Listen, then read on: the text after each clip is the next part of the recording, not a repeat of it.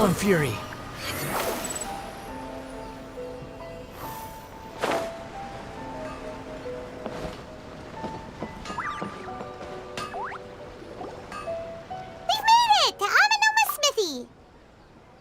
Ah, it's been a while. Of course. Go ahead. Oh. Now there's a question I wasn't expecting. Very well. I'll tell you what I know once more. The once renowned Raiden Gokuden, comprised of 5 branches.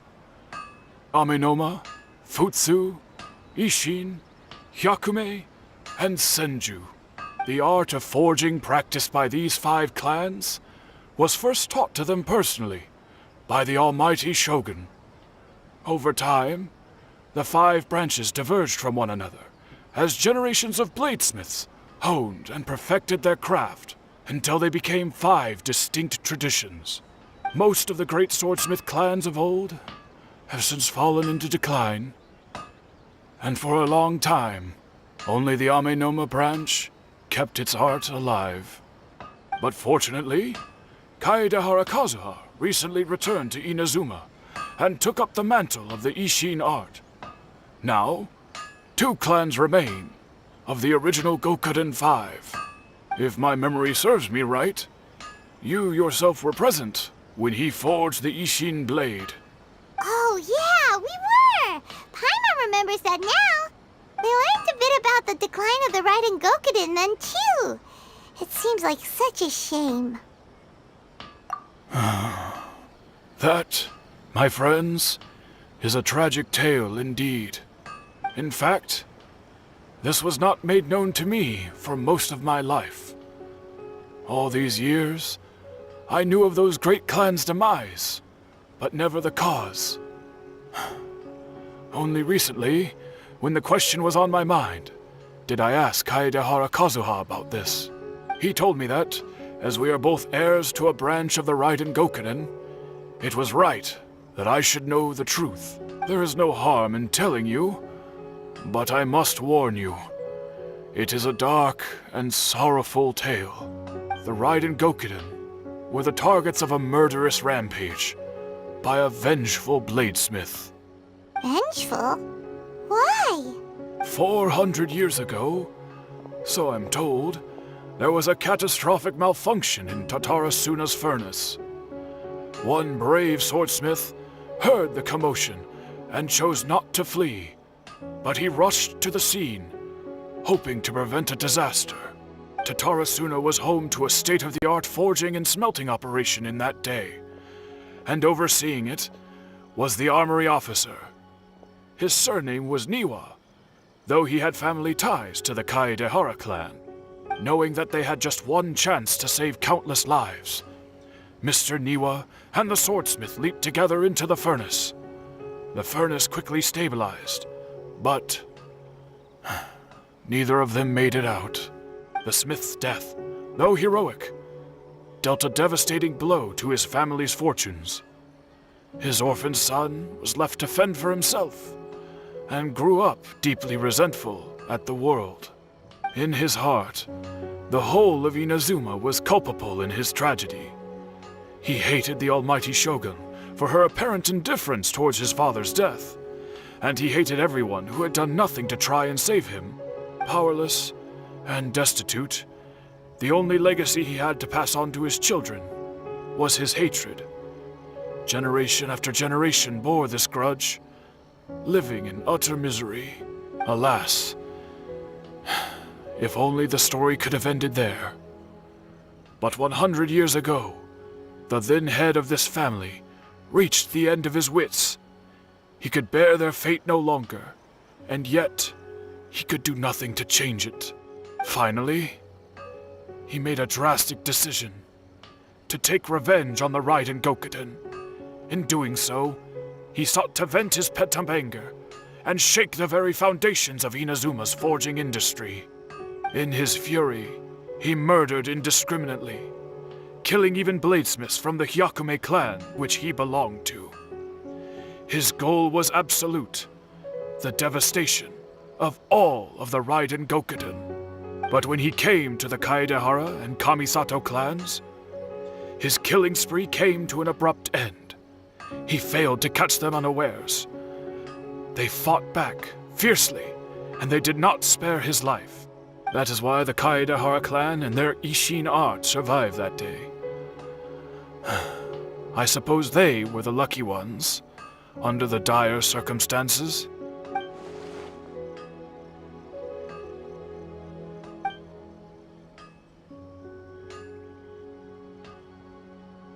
Was there anything else you wanted to ask?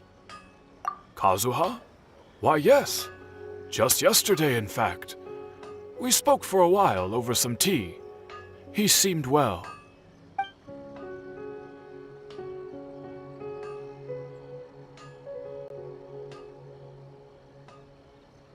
My pleasure. Don't tell Paimon. There are other places you want to visit too, right?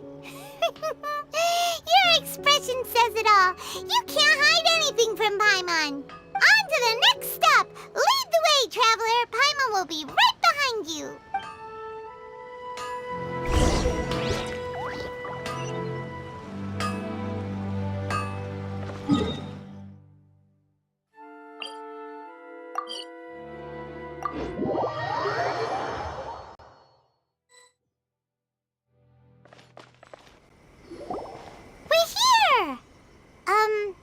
This is the Yashiro Commission's headquarters, so... Traveler, it's been a while. If you're looking for the Commissioner and Miss Kamisato, I'm afraid your timing is unfortunate. They're not here right now. Are they out on business? The Commissioner is out on business, and Miss Kamisato is standing in for some meetings in the Commissioner's place. If it's urgent, you're welcome to wait inside until they get back. What do you think? Shall we go in?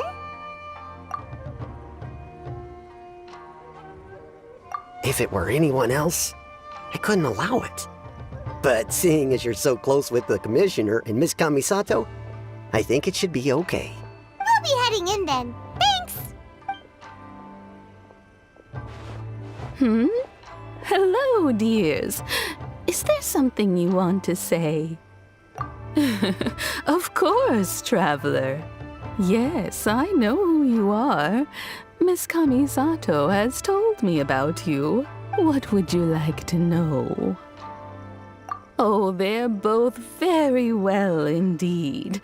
Lately, Miss Kamisato has been rather busy attending all kinds of meetings and occasionally paying visits to some local organizations on the Commissioner's behalf. As for the Commissioner So pretty much business as usual on the Yashiro Commission, huh?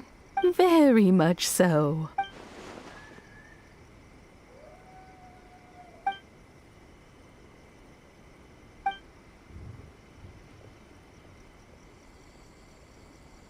Well, got any more questions? You're very welcome. In fact, Miss Kamisato talks about you all the time. She seems so thrilled to have you as a friend, and she's always saying how talented you are and how much she admires you. I must say, many things in Inazuma seem to have taken a turn for the better since you arrived here. So you're not just Miss Kamisato's knight in shining armor, you know. You're a hero to us all. I mean, whenever the Commissioner, they say they get to... Miss Kamisato occasionally joins them as... It's been many years now since as someone who is old. So, in the future, if you ever do have the time, wonderful. Paimon likes it here. Paimon's itching to try it. We may just have to invite ourselves around for dinner sometime. Paimon meant we should come pay a visit again real soon. Ideally around dinner time. Of course. You're always welcome. Alright, goodbye for now. Where are we going next? Great! Goodbye, ma'am. Don't worry, we'll see ourselves out. All right then. Take care now. Hope to see you soon. Oh, are you two leaving already? Yep, everything's taken care of now. Don't worry. Very well. Safe travels. Goodbye.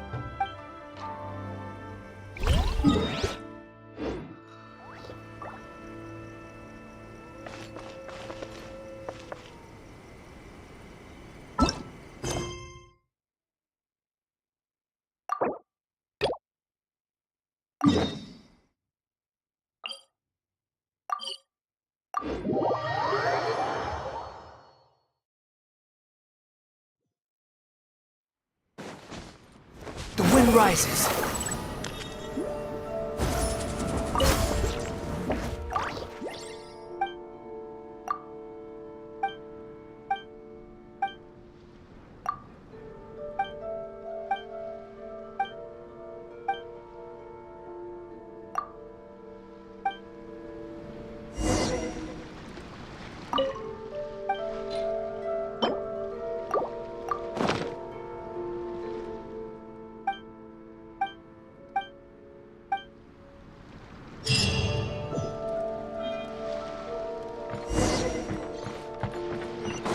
Squall and fury. Yeah. Quit following me.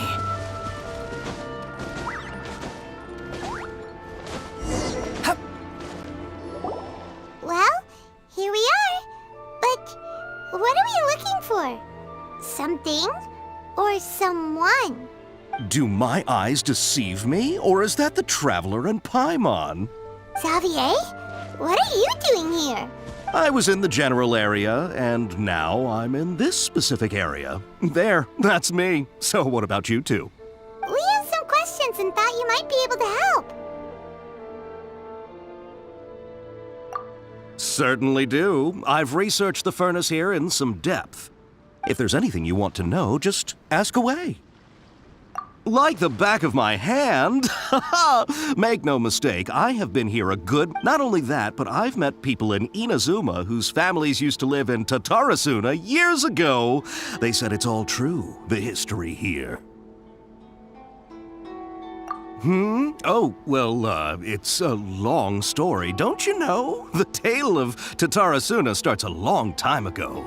I'm told that its history is one of the most foremost forging and smelting operations in the nation, goes back around 1,000 years.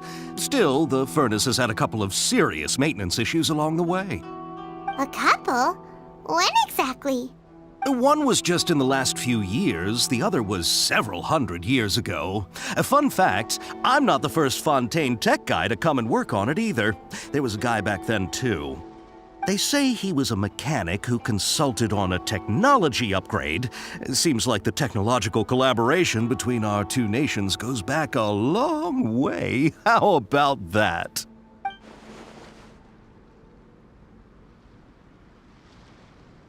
Hey, weren't you gonna ask Xavier something about Tatarasuna?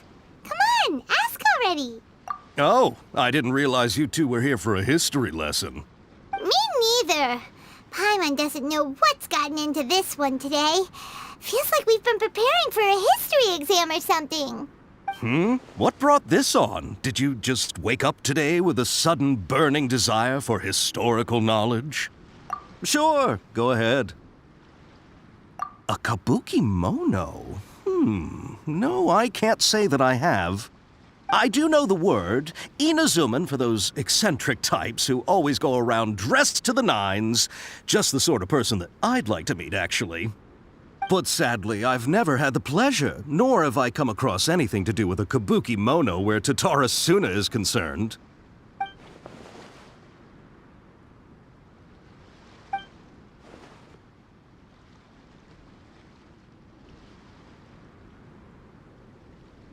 Of course! Don't mention it.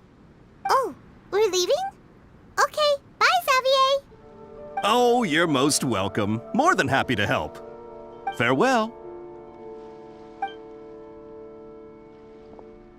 Looks like you got all the information you're looking for. Sure, but what's up with you today? Whatever it is, it seems like it's really troubling you. Keep your smile, Spinal Crocodile. No matter what happens, Paimon will always pay. Don't mention it. Alright, let's head off and go meet Nahida. The wind rises.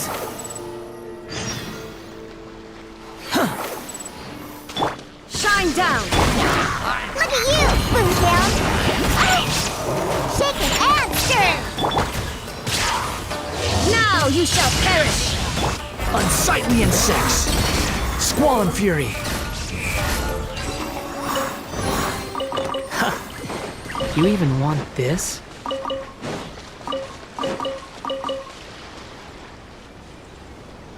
Behold!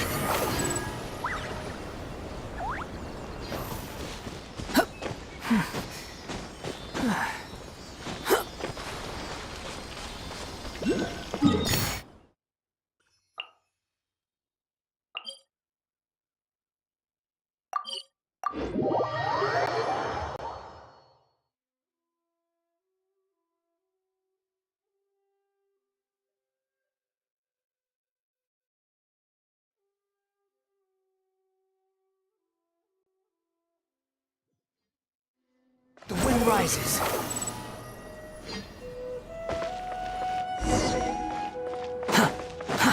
Too slow. Hey, it's them!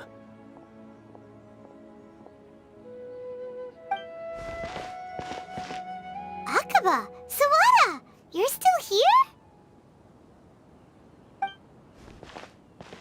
Indeed we are. If you have a moment, we'd love for you to join us once more. We have time. What do you want to talk to us about? It's the same topic we discussed last time. Obviously. Still looking for more info about Tatara Suna, huh? Should we join them? Unfortunately, we haven't made any real progress. Huh? Oh, of course. I presume you'll want to read mine as well?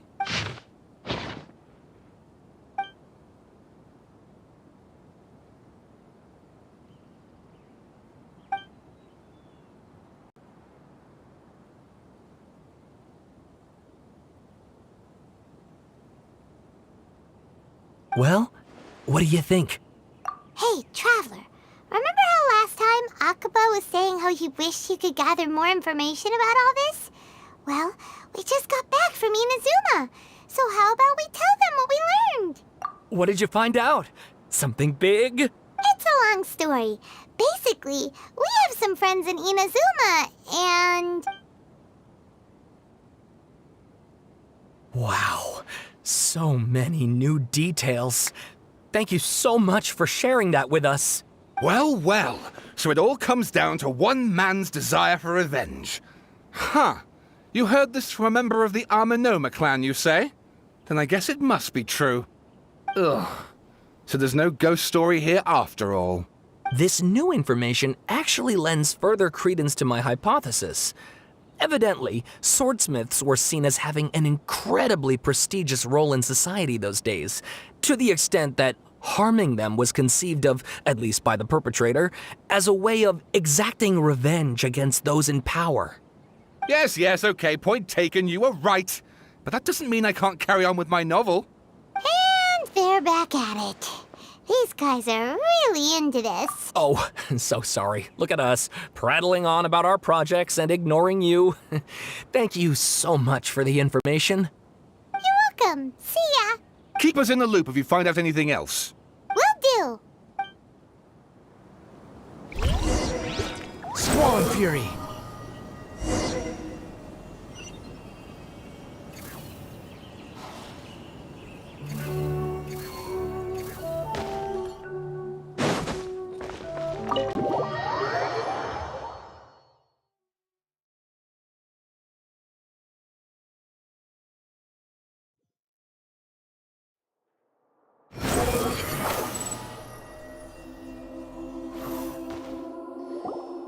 Nahida, we're here!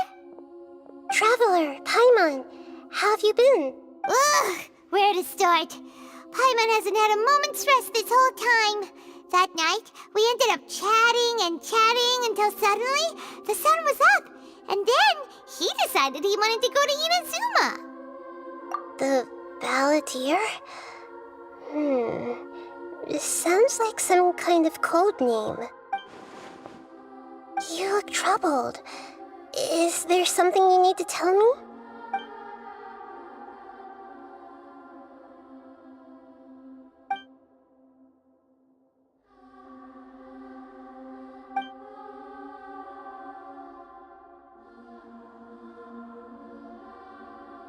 Traveler? Hey, what's wrong? You look so upset.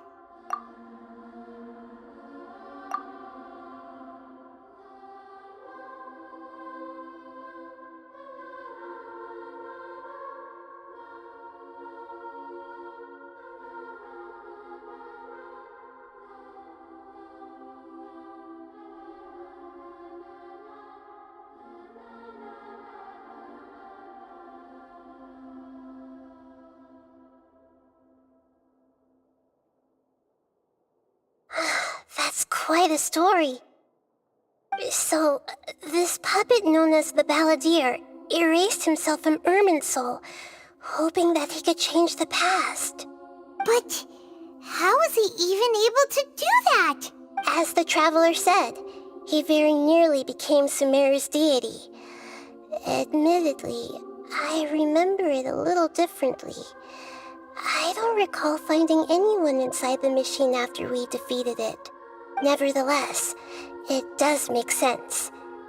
If someone were to successfully erase themselves from Irminsul, the world would change to reflect the new reality.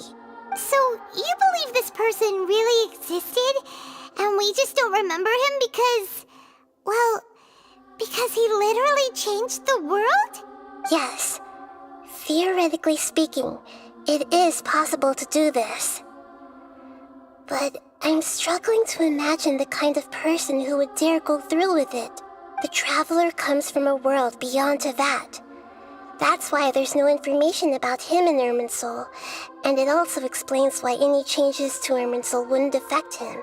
So if there's anyone in the world capable of retaining memories from a past that has been rewritten, it's you. It's quite incredible when you think about it. Paimon's having a hard time understanding this Balladeer guy's motivations. Why did he do it? I can only make inferences based on the information we've been given. As for what kind of person he was, only you remember that.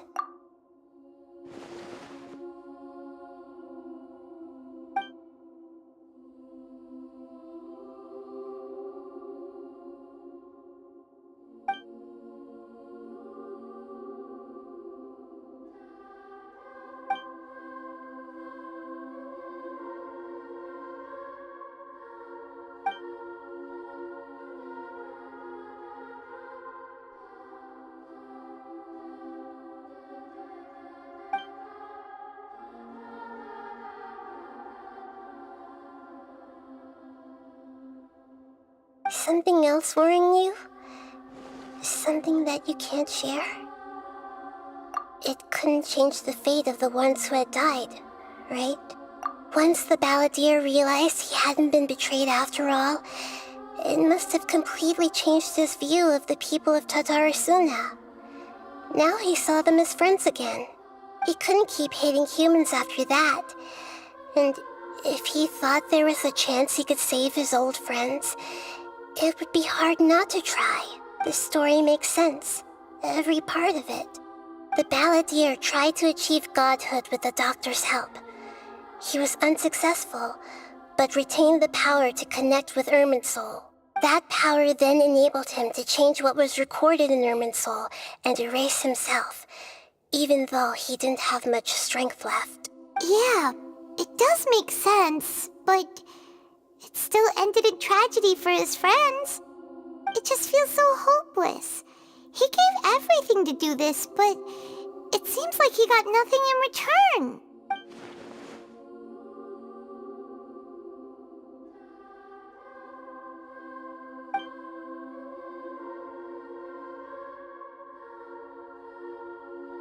Please wait a moment. I want to check something. Found it. This should be the one. It turns out that I have a strange way of confirming everything he has told us. What is it? A record from a personal collection. It was tucked away in a corner. You should take a look.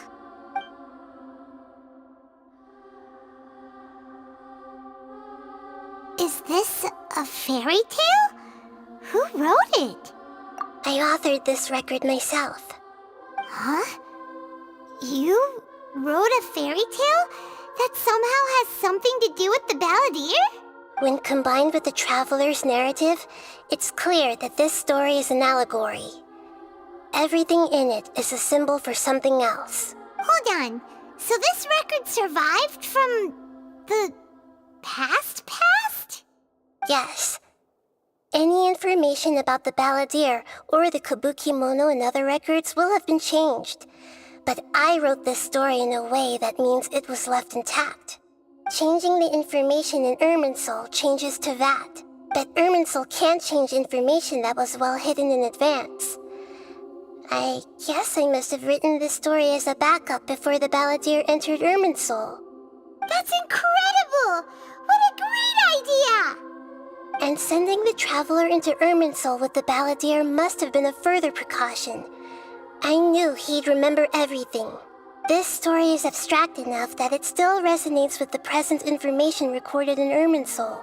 But if we connect all the different pieces together, the true story that emerges is the one he told us, the now erased life of the balladeer.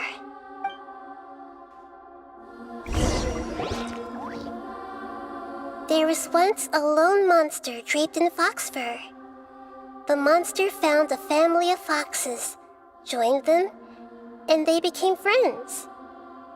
The monster lived with the family day and night, and everyone treated it as one of their own. Once in a while, the monster would take off its fox fur at night and lament to itself as it gazed at its reflection in the water. I am a monstrosity, yet they are too foolish to see it. But the monster soon found solace when another came to live among the foxes who was not their kin. A kitten, carved from the wood of a white tree who had been abandoned by the humans.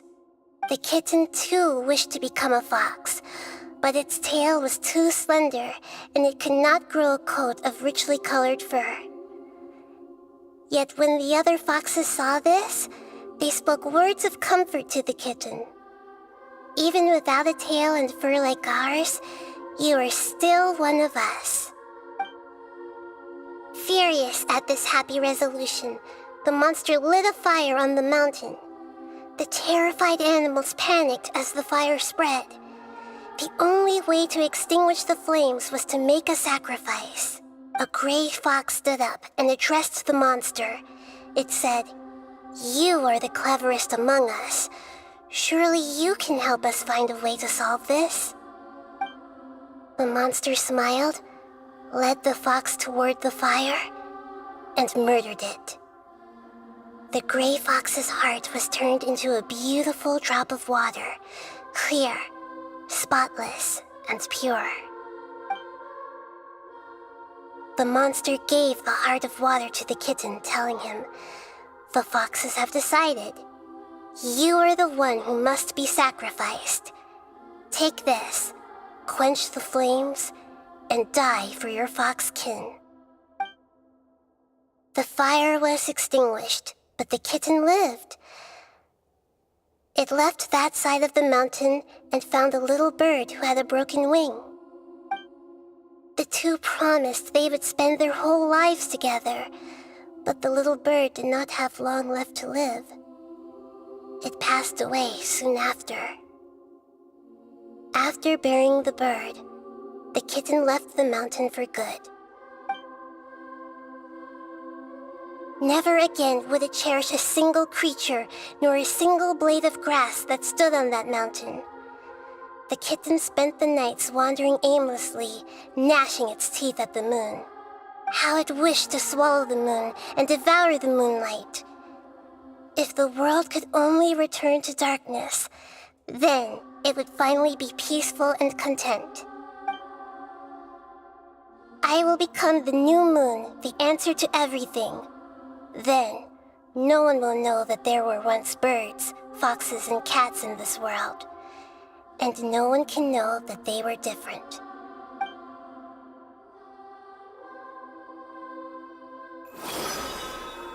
We solved it!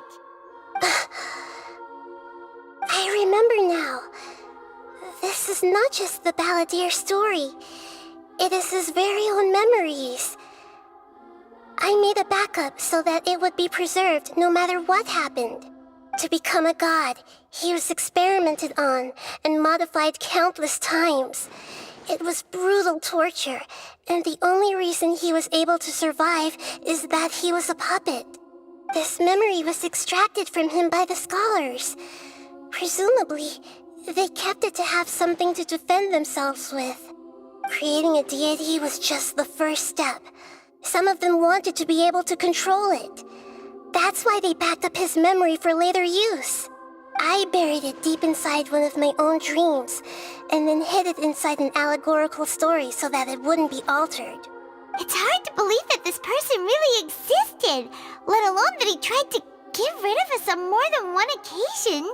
Paimon has no memory of him at all. He completely vanished like a puff of smoke. The Balladeer agreed to help me look for information about the Descenders, and although he was unsuccessful, he still helped you. Before he vanished, he confirmed an important detail, that Conria was where your twin first came into this world. We still don't know how the change to Irminsul will affect the senior ranks of the Fatui, but in all likelihood, they won't even remember their own Harbinger.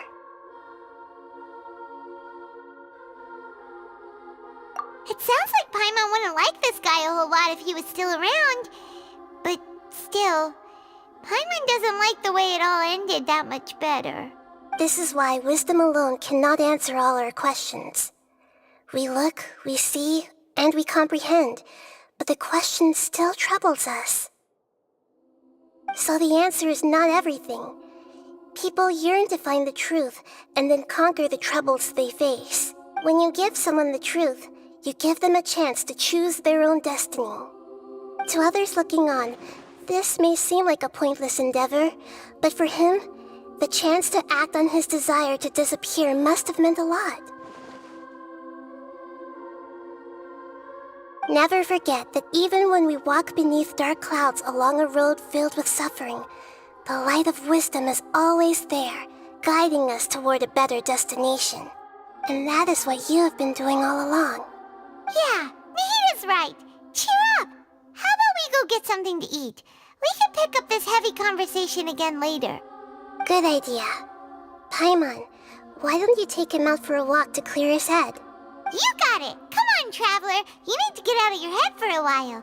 You'll feel much better after taking a walk. Let's go get a snack from one of the stalls in the Grand Bazaar. That'll be sure to lift our spirits. It must be really tough being the only one who remembers all that. But Paimon's always here to help cheer you up.